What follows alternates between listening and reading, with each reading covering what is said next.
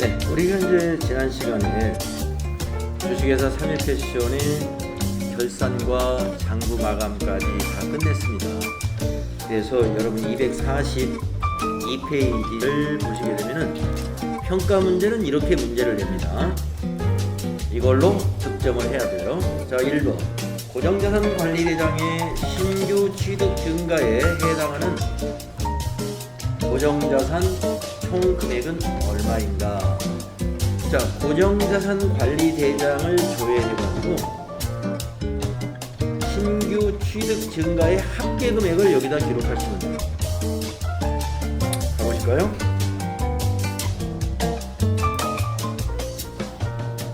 고정자산 관리대장이라고 있습니다. 클릭하시고 항목에는 전체 선택해 주시고요.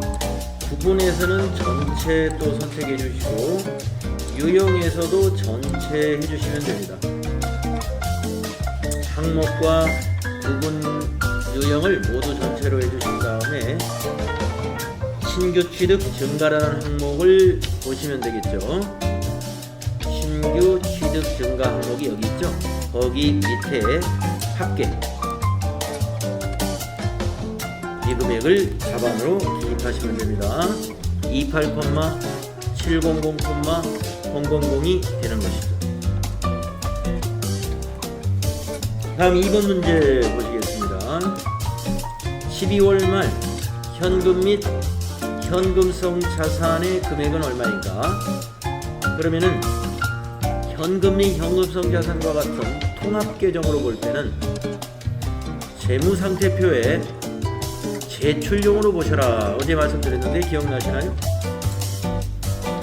자, 재무상태표 해가지고 12월로 조회한 다음에 제출용 탭을 클릭하셔야 현금 및 현금성 자산이 모아져 있습니다.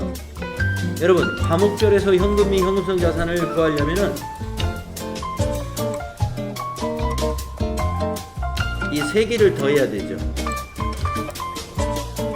그런데 제출용에 가면은 현금 당좌예금 보통예금이 다 더해져 있어요. 그래서 제출용에 가서 167,327,100을 답안으로 기입하셔야 된다. 다음에 3번을 보시겠습니다. 당기의 매출 총이익은 얼마인가? 손익계산서를 보면 되는 거죠. 네, 손익계산서를 보겠습니다. 손익계산서 실행하셔가지고 12월로 조회해서 당기의 매출 총이익이다. 그러면 여기죠. 여기가 당기고 매출 총이익은 이걸 말하는 겁니다.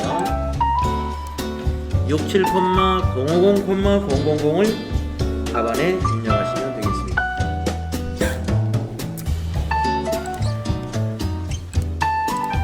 다음 문제요.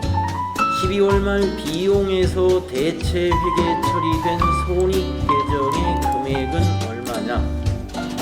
자, 12월 말 비용이 어제 여러분들 손익 대체 분계 확인하셨죠? 비용이 모두 손익 계정의 차변으로 왔잖아요. 그걸 어디서 볼 수 있어요?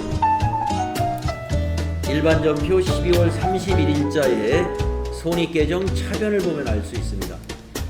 보겠습니다. 일반전표 12월 31일.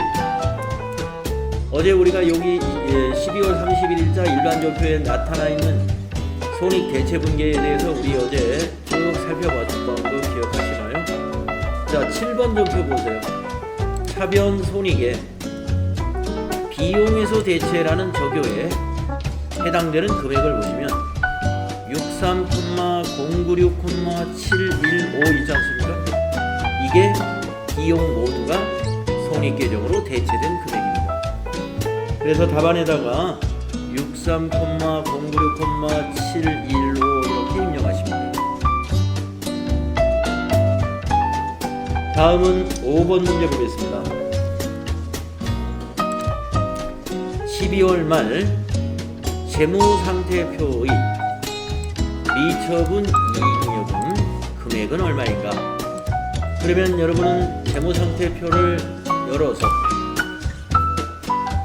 밑에 자본에 해당되는 항목은 다 밑에 있으니까 밑에서 미처분 이익잉여금 찾으셔가지고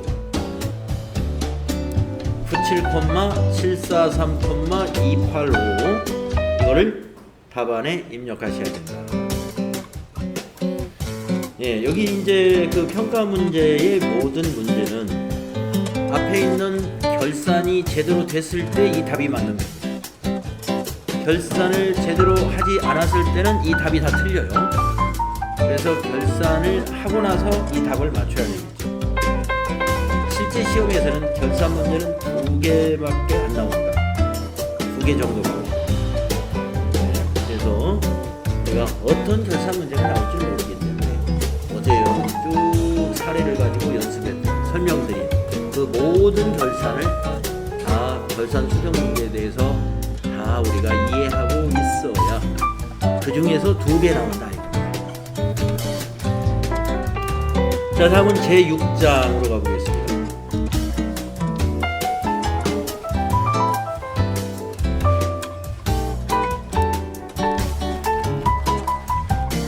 자, 제6장 회계정보 시스템 운영. 우리가 이제 3일 패션의 공부는 제6장으로 끝납니다.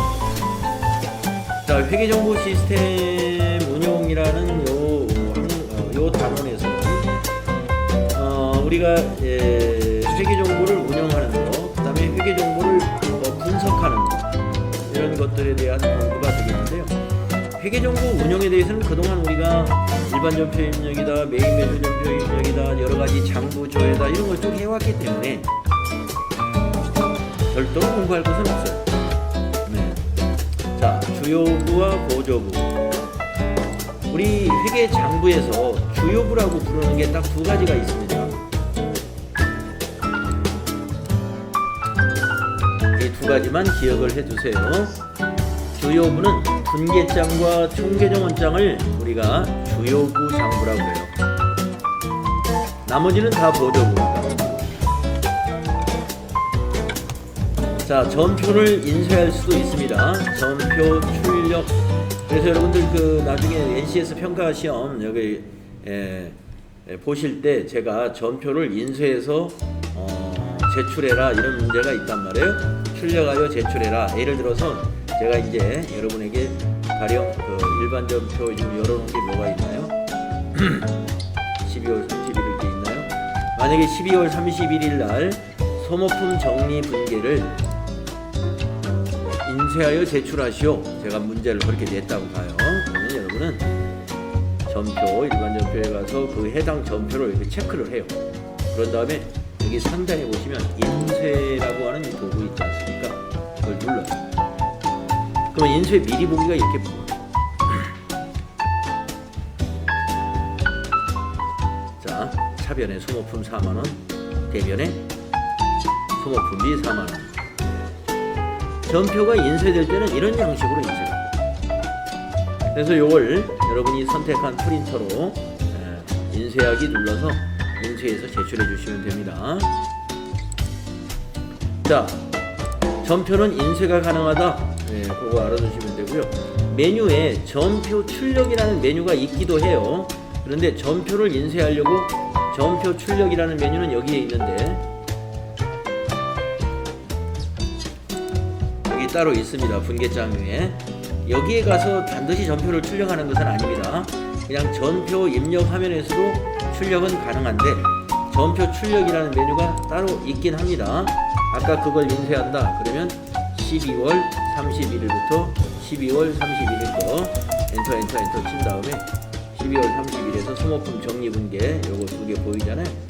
마찬가지로 체크 그 다음에 여기에서 인쇄하면은 이렇게 인쇄 조금 전에 봤던 모양 그대로 인쇄가 되는 것입니다.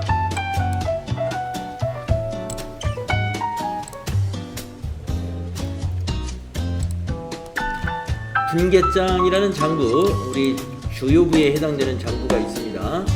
총계정원장, 이것도 굉장히 중요한 장부죠. 주요부에 해당되는 장부입니다. 우리가 여러 번 봤었습니다. 총계정원장. 다음에 넘어가시면 계정별 원장이라는 장부 있죠.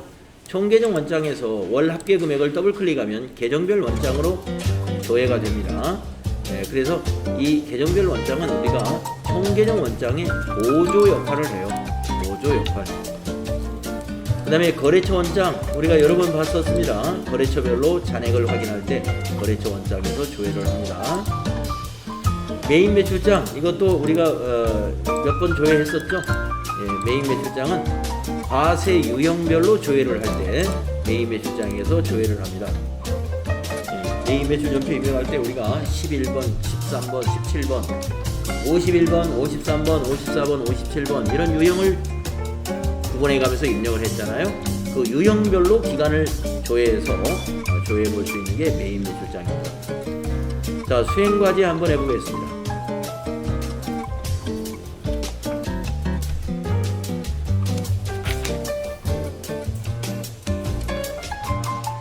1번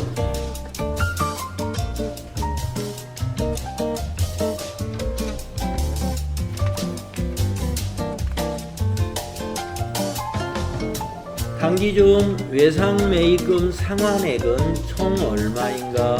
총계정 원장이나 계정별 원장에서 답을 찾으시오. 이랬습니다. 총계정 원장에서 찾아보겠습니다. 자, 여러분 총계정 원장 열어주세요. 자, 엔터 두 번 치시고요. 외상 매입금을 왼쪽에서 찾습니다. 251번이 외상 매입금이에요. 자, 이 총계정 원장의 왼쪽에 그 계정 과목의 순서는 유동자산, 유동자산, 비유동자산, 유동부채, 비유동부채, 그 다음에 자본, 그리고 수익, 비용 이런 순서대로 배열이 되어 있습니다. 그렇기 때문에 부채를 찾는다 그러면 자산 밑에 있다. 자산 지나서 부채를 보시면 되겠습니다. 외상 매입금. 자, 당기 중에 상환액이 총 얼마냐니까 이 합계를 봐야 되겠네요. 합계를 보는데 금액이 두 개가 있어요. 차변, 대변이 있습니다. 자, 여러분 외상 매입금은 부채잖아요. 부채는 증가하면 대변이죠. 대변에서 증가하고 차변에서 감소하는 것이죠. 그러면 상환했다는 건 뭐예요? 감소했다는 것입니다. 외상 매입금을 갚은 거를 상환이라고 그러죠. 그래서 답은 1000만 원이다. 이겁니다.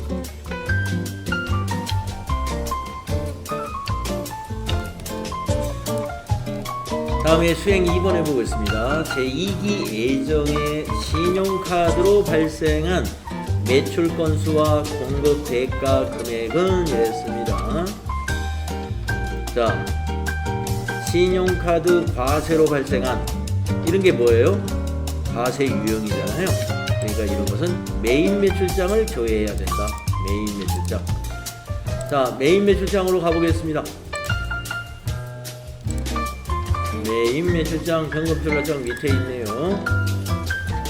7월부터 9월이라고 그랬기 때문에 기간을 7 엔터 9 엔터 이렇게 하시고, 구분은 매출 건수, 매출이지 않습니까? 그래서 구분해서 매출을 선택하시고, 과세는 신용카드 과세니까 매출의 17번이 신용카드 과세죠. 17번. 네, 그리고 엔터 치시면은 여기 딱 한 건 보입니다. 그래서 매출 건수와 공급 대가를 물어봤으니까 건수는 한 건, 공급 대가라는 것은 이거죠. 합계를 공급 대가라고 합니다.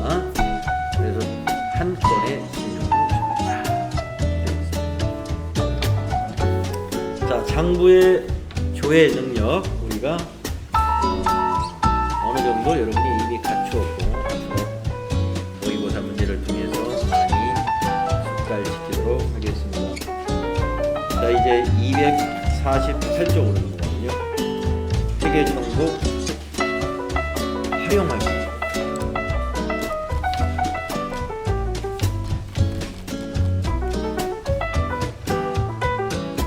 자, 우리가 이 회계 정보를 활용하기 위해서 재무제표를 만드는 건데요.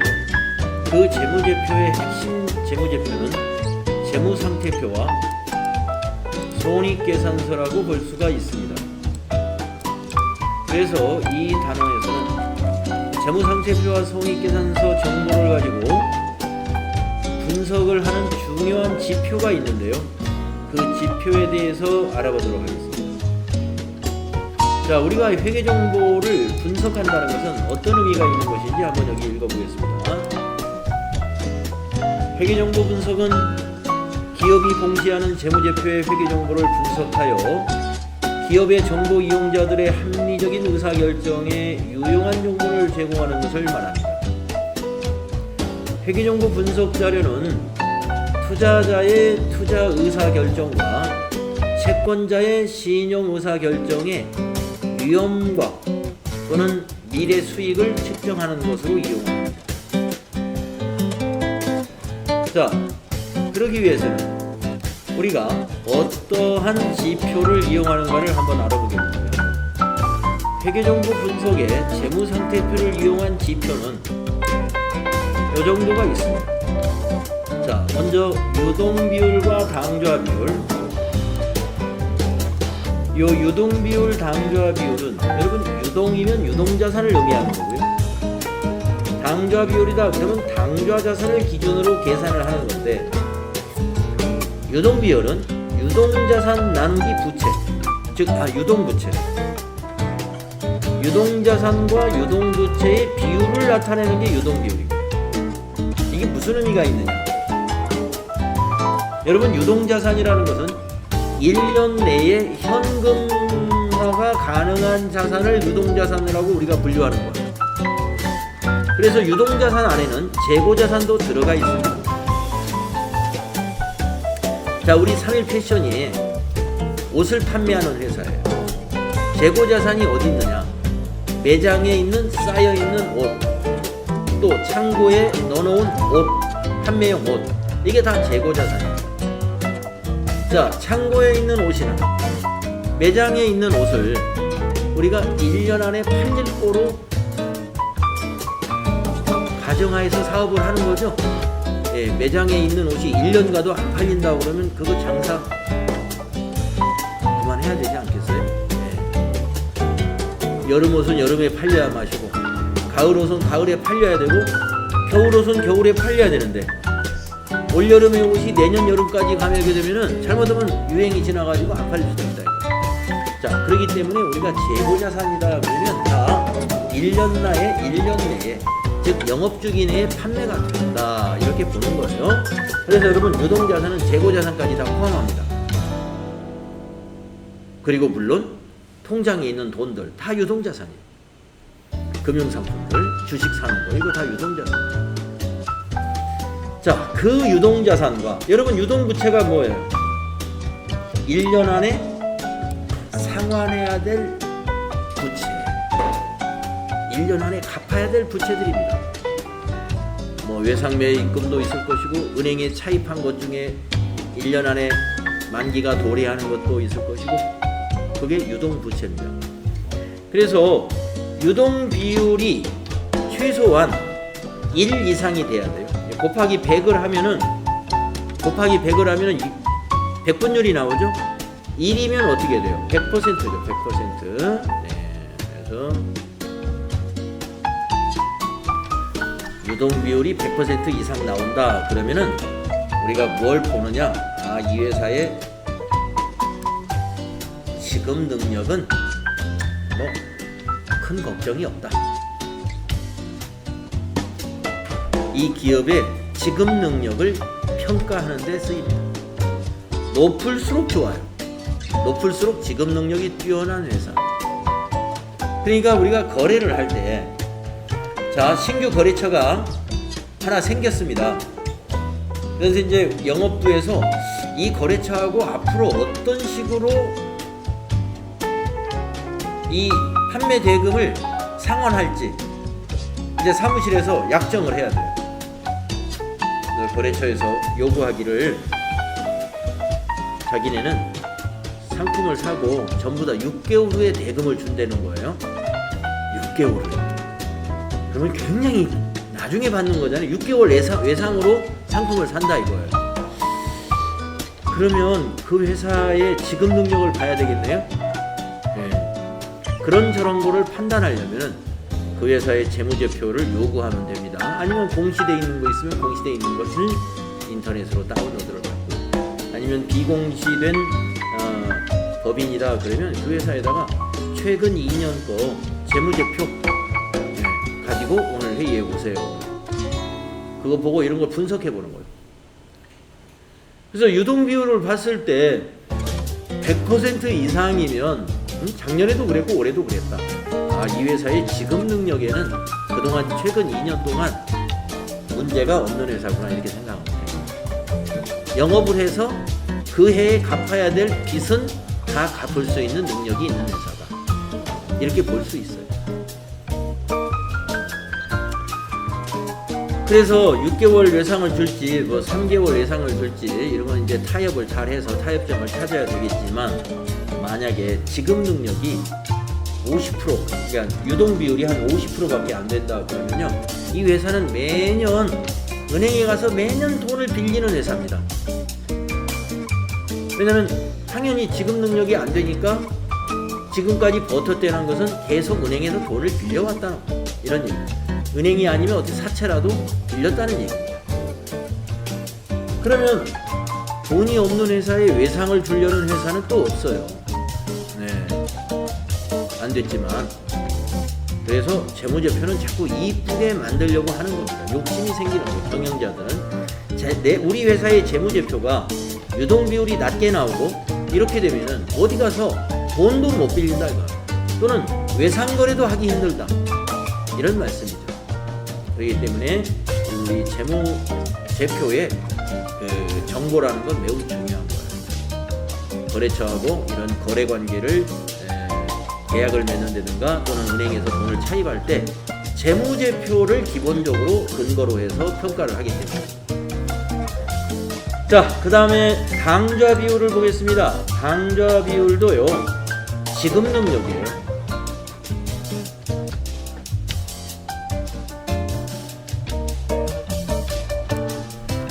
자, 당좌 비율은 당좌 자산과 유동 부채를 비교하는 겁니다. 만약에 당좌 비율이 100%가 나왔다면 어떤 현상이냐? 지금 재고를 판매하지 않아도 1년 동안 갚아야 될 빚은, 즉 채무는 이미 통장에 다 들어있는 거예요. 여러분, 당좌 자산이 뭐예요? 판매를 하지 않고도 현금화가 가능한 자산이 당좌 자산이죠. 그러니까 예금 들어가 있는 거, 주식으로 갖고 있는 거. 이거는 주식 지금 시장에 오늘 내놓으면 팔립니다. 예금은 가서 이체시키면 바로 돈이 됩니다. 당장 현금화할 수 있는 자산이라고 볼 수가 있겠네요. 그래서 당좌 비율은 우리가 현금화할 수 있는 능력이다 이렇게 보는데, 유동부채하고 비교해서 보는 거예요. 그래서 만약에 100%가 나왔다 그러면 지금 당장 1년 내에 빚을 다 갚을 수 있다. 지금 당장.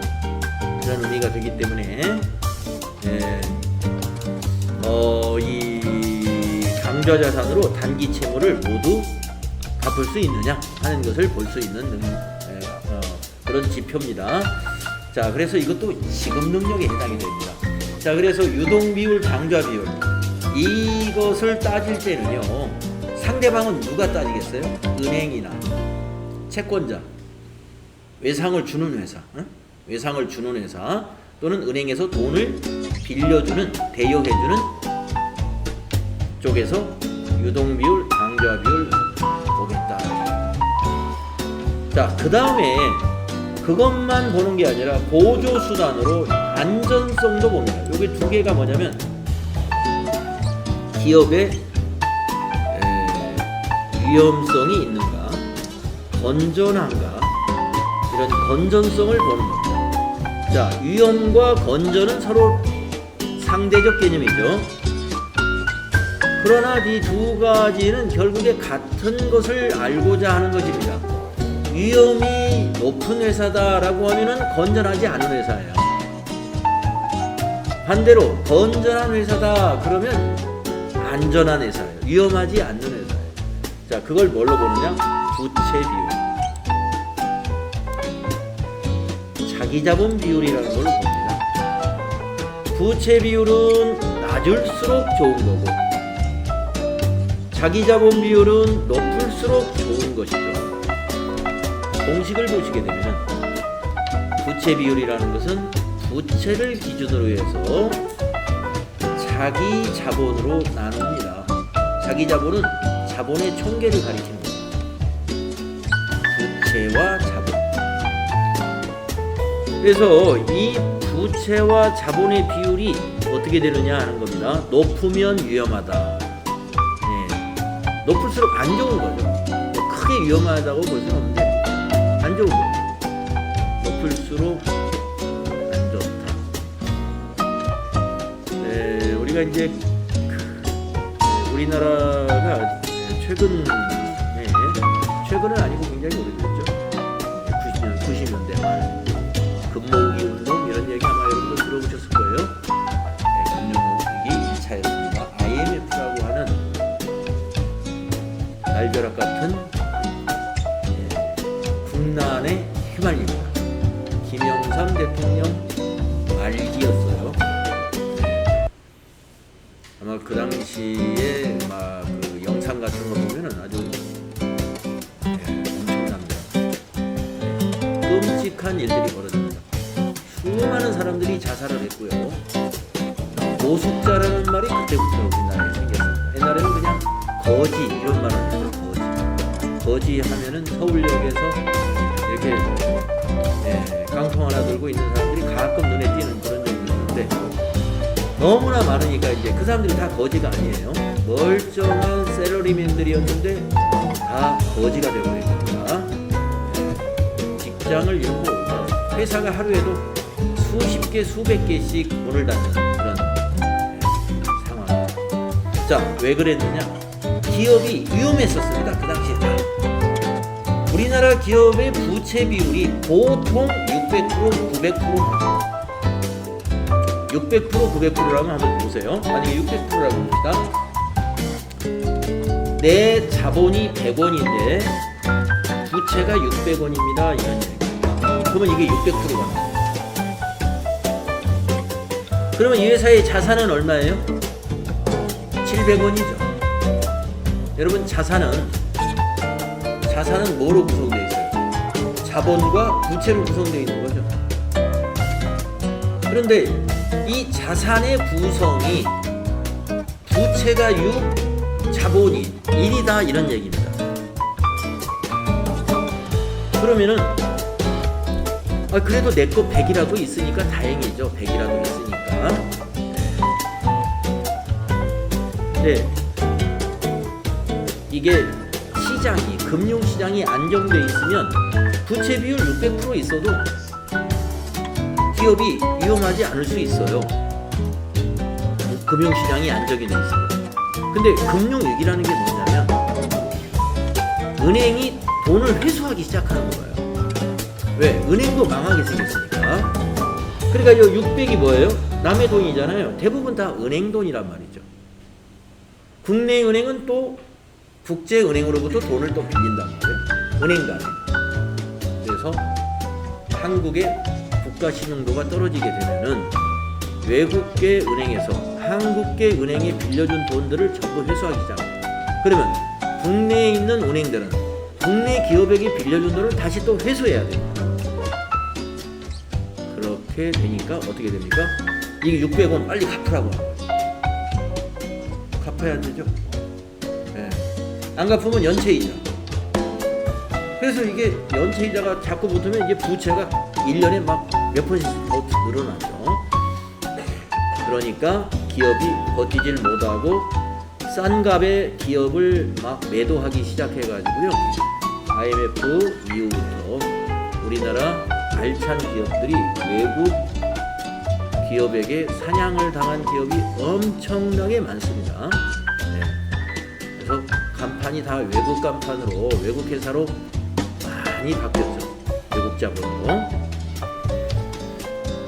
자, 그래서 일단 금융위기가 오게 되면요, 그 국제 그 투자 전문 기관에서 그 회사에, 그 국가에 가가지고 알찬 회사 요거 사면은 돈이 되겠다 마구 사들입니다. 헐값에 살 수가 있어요.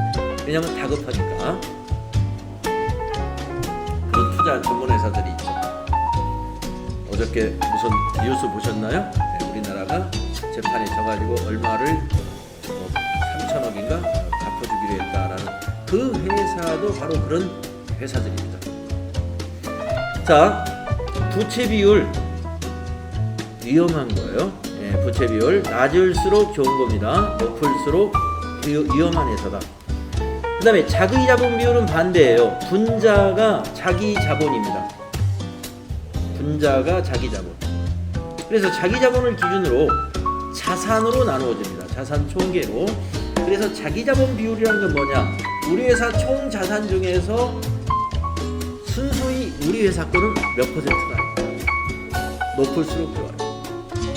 자기 자본 비율이 100% 나오는 회사는 네, 일부 있습니다. 전혀 없는 건 아니에요. 그러니까 전혀 채무가 없는 회사.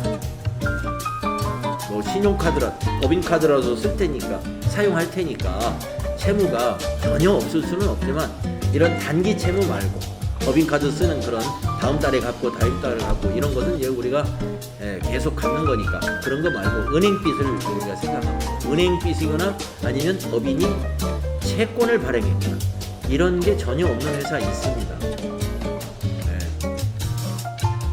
가장 안전한 회사입니다. 가장 건전한 회사. 그래서 여러분이 좋은 기업을 찾는 방법은 건전성이 뛰어난 회사를 찾으면 돼요. 부채 비율이 낮고 자기 자본 비율이 100%에 가까운 회사, 자기 자본 비율이 100%에 가까운 회사 찾으면 굉장히 건전한 회사, 재무적으로 건전한 회사를 찾으면 됩니다. 아마 그런 회사는 중간에 사원을 정리할 일도 거의 없을 거예요. 구조조정이다 이런 걸 할 필요가 없어요. 이미 안정된 회사예요. 네.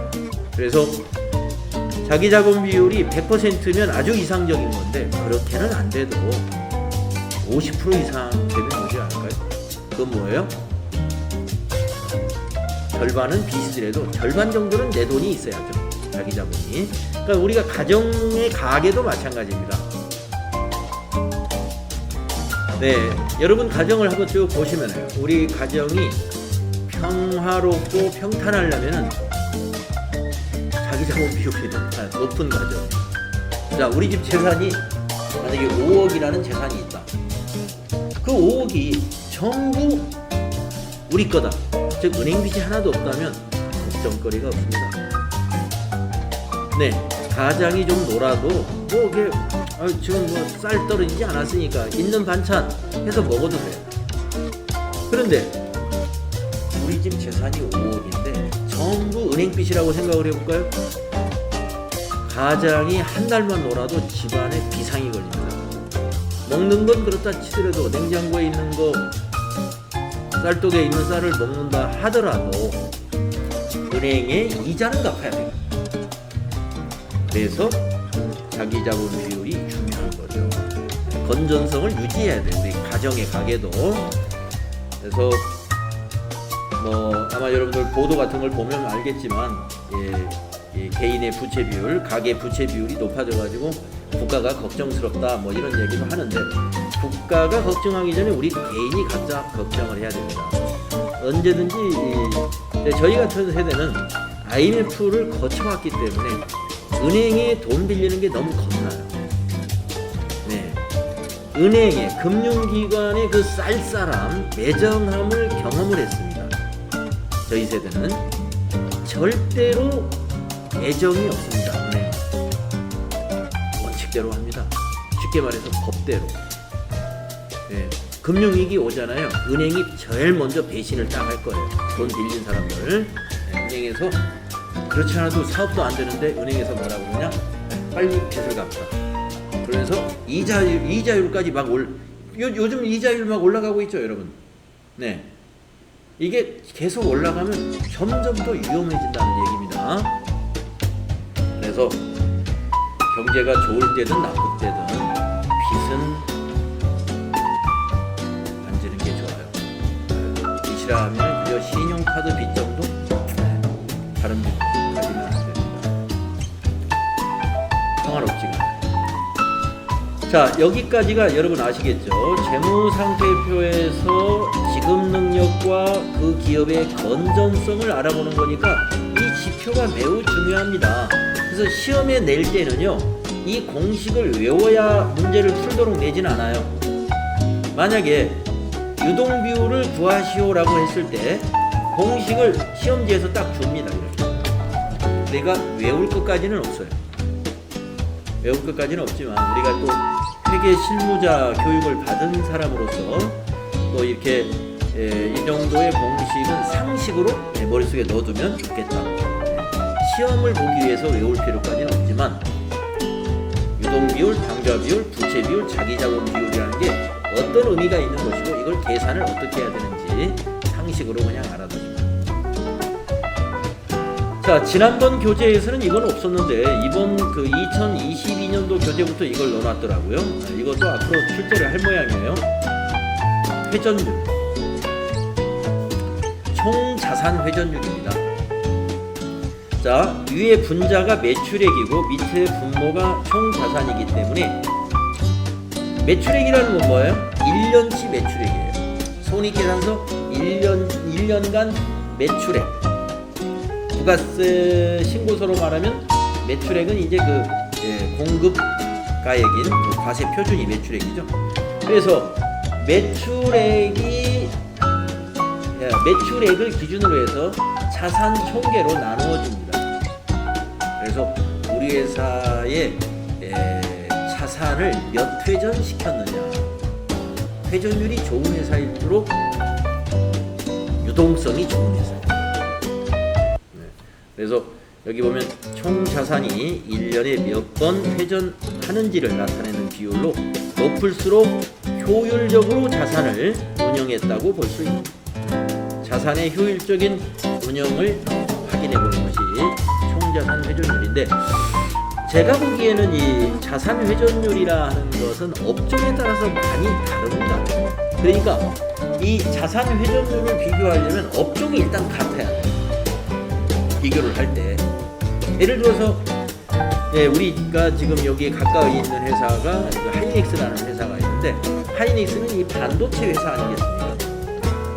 여러분, 반도체 회사라는 것은 반도체를 생산하기 위한 장치 산업이에요. 반도체 생산을 위해서 일단 굉장히 많은 장치를 구축해야 됩니다. 기계 장치. 그러한 산업을 우리가 장치 산업.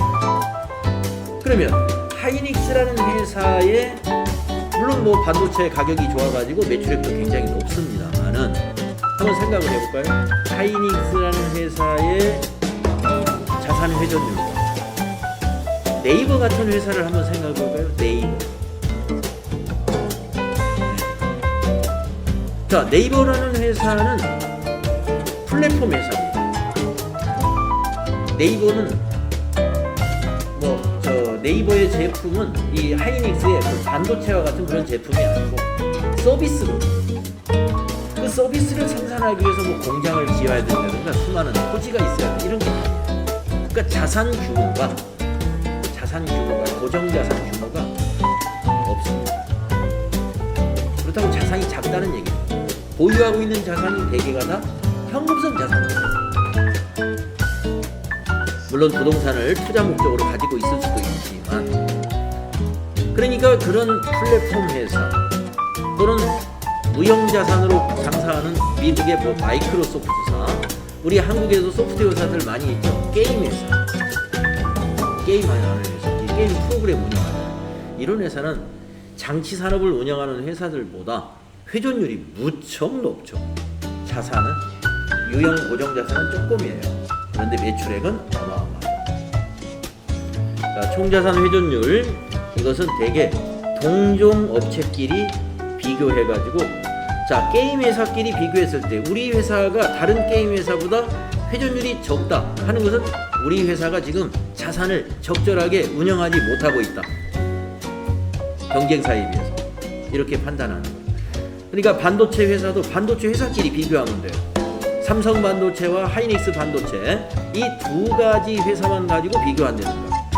또는 자동차 회사도 뭐 A라는 자동차 회사와 B라는 자동차 회사를 가지고 자산 회전율을 비교해서 두 회사의 자산 효율적인 자산 운영이 어떻게 차이가 있는가 이런 걸 따져볼 때 매출액 나누기 총자산.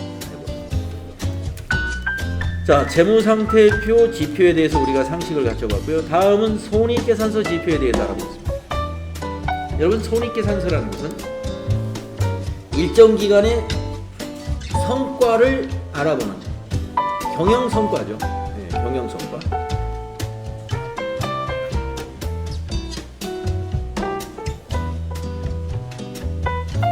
경영성과를 알아보는 재무제표이기 때문에 여기에 그 지표라고 하는 것이 전부 다 수익성을 보는 겁니다. 매출 총이익률, 영업이익률, 주당 순이익 이런 것들이에요. 수익성이죠, 수익성. 이 수익성 중에서도 가장 대표적인 수익성을 의미하는 것은 여기 영업이익률을 가지고 수익성을 비교합니다. 대체로. 왜 그러냐면 이 영업이익률이라고 하는 것이 기업의 주된 영업활동에 의한 성과를 판단하는 비율이기 때문에 그래요. 기업의 주된 영업활동에 의한 성과를 판단하는 비율이 바로 영업이익률이에요. 그러니까 영업이익이 어떻게 계산되는지는 여러분 아시죠? 매출액에서 매출 원가하고 판매 관리비까지를 빼는 거죠. 그래서 그게 영업활동으로 얻은 이익입니다. 당기순이익은 영업 외적인 수익과 비용이 거기 포함되어 있어요. 영업의 수익, 영업의 비용을 감안해서 당기순이익이 나오는 거니까. 그래서 주당순이익은 당기순이익으로 계산하니까. 그래서 주당순이익보다는 영업이익률을 가지고 대개 수익성을 따지기 때문에 우리가 이제 7, 8, 9 하면은 이제 3분기가 지나잖아요. 7, 8, 9 이렇게 3분기가 지나면 10월 초에 가면은 이제 우리나라 뉴스거리로 우리나라를 대표할 수 있는 몇 개 회사들이 있죠. 무슨 전자라든가 무슨 자동차 회사라든가 그런 회사의 경영 성과를 막 그 뉴스로 내보내고 있죠. 그래서 영업이익률이 전기 동기 대비 어떻게 변했다. 또는 지금이 3분기니까 2분기 대비 떨어졌다, 증가했다. 이런 추세를 발표하는 것입니다. 떨어지는 추세다 그러면 막 긴장해야 되죠. 네. 지금도 증가하는 추세다 했을 때 좀 안심이 되고요. 자, 그래서 공식 보시면 매출 총이익률은 매출 총이익을 매출액으로 나눠서 곱하기 100을 합니다. 영업이익률은 영업이익을 매출액으로 나눠서 곱하기 100 합니다. 주당순이익은 당기순이익을 나눠서 주식수로 나눠주면 돼요. 자, 이자 보상 비율이라는 게 있는데 이것도 2022년 교재부터 이걸 넣었더라고요. 이자 보상 비율. 자, 공식을 보시면 영업이익하고 아까 여기 영업이익률에 영업이익이 굉장히 중요하다고 했잖아요. 영업을 해서 벌어들인 이익과 이자를 내야 되는 이자 비용을 비교하는 겁니다. 자, 왜 비교하는지 한번 따져볼까요? 영업을 해서 영업이익을 냈어요. 만약에 영업이익을 1,000만 원을 냈다고 볼까요? 그러면 이 1,000만 원 가지고 이제 회사가 저축을 해놔야, 그렇죠? 벌어들인 돈이니까 저축해놔야 다음에 무슨 새로운 사업도 하고 또 새로운 기술 개발도 할 수 있고 이런 어떤 모색할 기회가 되는 거죠. 그런데 영업이익으로 벌어들인 돈하고 이자 비용을 왜 비교하느냐? 이자 비용이라는 건 뭐예요? 회사가 은행에 갚아야 될 이자를 말하는 거예요. 자, 영업이익을 올렸는데 전부 다 이자 비용으로 다 나갔다. 다 나가면 어떻게 돼요? 남는 돈은 하나도 없는 거죠? 남는 돈 없다. 그러면 그 기업에 미래가 있을까요? 미래가 없습니다. 그래서 추가 이익을 낼 수가 없다는 거예요. 그러니까 이자 보상 비율은 어떻게 나와야 돼요? 항상 높게 나와야 돼요. 영업이익이 이자 비용보다는 높아야 돼요. 그러니까 100% 이상이 돼야 돼요.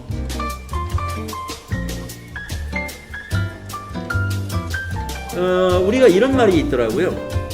이자 보상 비율이 100% 미만인 회사를 요새 어떤 용어가 생겼냐면은 그 나쁜 의미의 용어예요.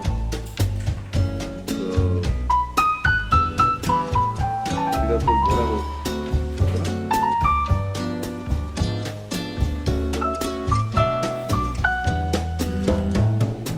그 귀신 같은 존재를 우리가 뭐라고 부르죠?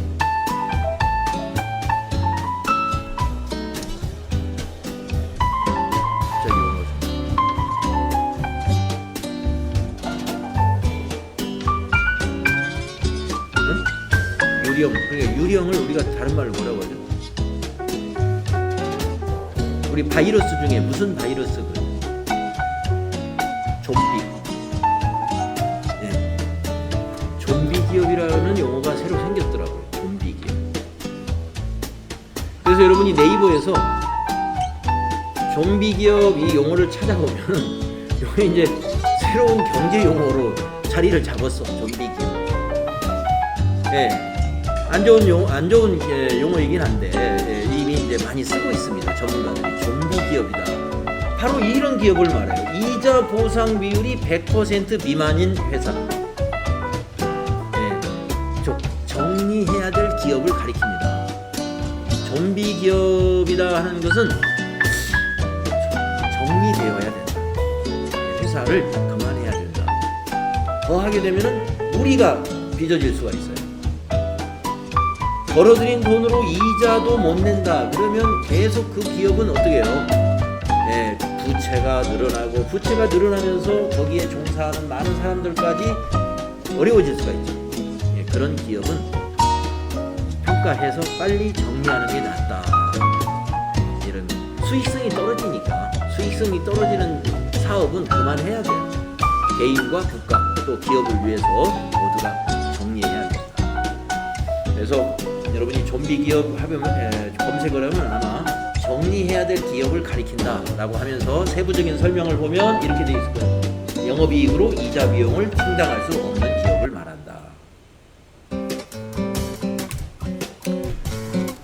자, 손익계산서 지표 중에서 영업이익률 시험에 자주 나옵니다. 그러면 여기도 마찬가지로 이익을 이렇게 아주 공식을 주니까요. 그대로 여러분 계산 적용하시면 됩니다.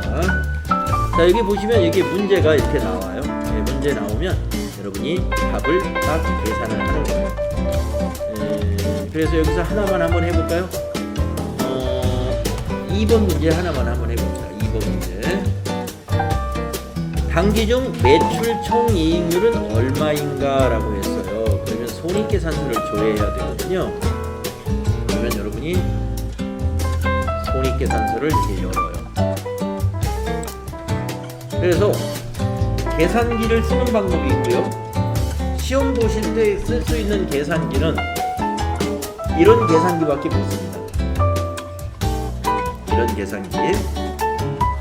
그러니까 핸드폰의 계산기는 못 써요. 시험 볼 때는. 왜냐하면 핸드폰은 옆에다가 거치를 해놔야 됩니다. 이런 핸드폰. 그래서 이 계산기를 쓰거나 아니면 자, 여기 손익계산서에 계산기가 있어요. 한번 이 손익계산서에 있는 계산기로 그러니까 이 더존 프로그램 안에 있는 계산기로 한번 이 문제를 한번 해볼게요. 매출 총이익률. 자, 매출 총이익률 공식이 어떻게 돼요? 매출액에서 아니 매출액에 매출 이익을 매출 총이익을 뭐로 나누면 돼요? 매출액으로 나누면 되죠. 이걸로. 자, 나눠보겠습니다. 자, 여러분 매출 총이익에서 마우스 오른쪽 버튼을 눌러보세요. 그러면 여기 계산기라고 나옵니다. 계산기를 눌러요.